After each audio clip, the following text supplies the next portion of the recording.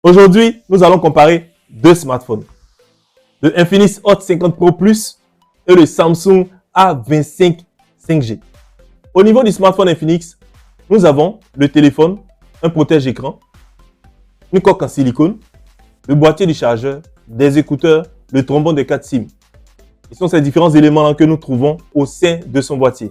Par contre, au niveau du Samsung, nous avons le téléphone en question, un câble USB type C et le trombone des 4 SIM.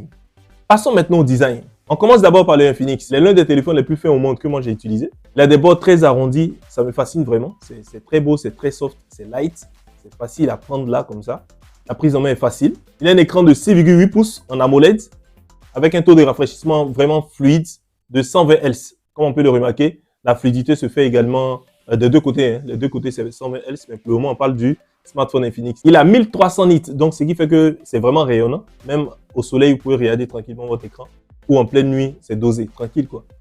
Et j'ai testé également avec le côté IP54 que Infinix a dit. Il résiste à l'eau et à la poussière. J'ai dû mouiller même l'écran pour essayer de manipuler. Bon, ça donnait quand même quelque chose de bien. Ça passait, tout passait bien.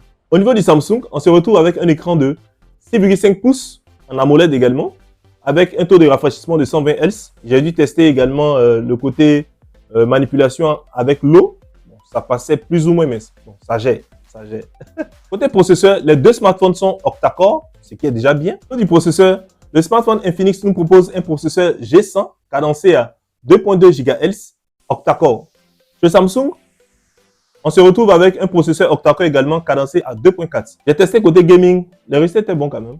Les deux smartphones courent à la même vitesse. Au niveau de la caméra, côté Samsung, nous avons 50 mégapixels en caméra arrière et 13 mégapixels en selfie, ce qui est déjà bon. Les deux smartphones ont pratiquement les mêmes caractéristiques côté caméra. Et ce qui est bien, c'est qu'ils possèdent tous deux la possibilité de modifier des objets que vous voyez en plein écran. Ça veut dire que vous pouvez voir un objet dans une photo que vous avez prise et vous pouvez la supprimer. Les deux ont cette fonctionnalité. Ça, c'est vraiment parfait. Côté Infinix, c'est également pareil.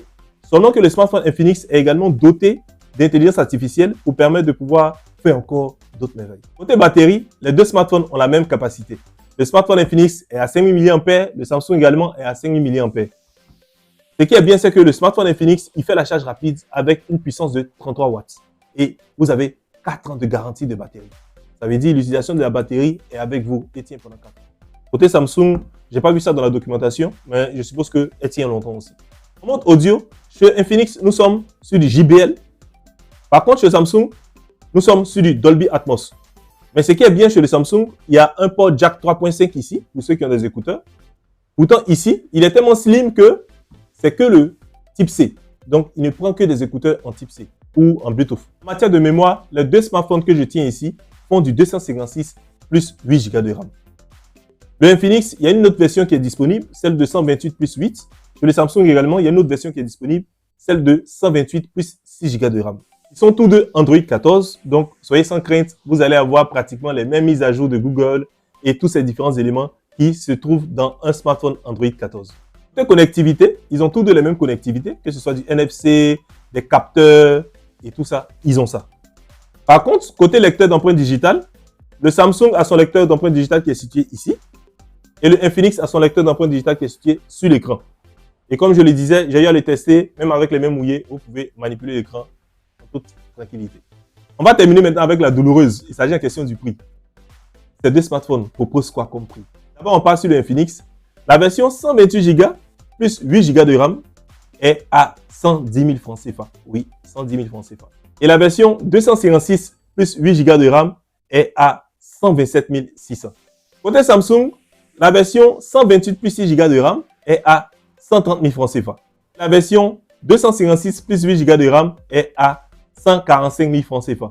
Les deux smartphones ont été présentés, comparés, testés et c'est à vous de décider. Lequel allez-vous choisir? Faites-moi savoir ça en commentaire. Et si vous aimez mes vidéos, n'oubliez pas de lâcher un commentaire, un pouce et tout. Ça fait toujours du bien. À très bientôt pour une autre vidéo de déballage. C'était Mensa Master. Au revoir.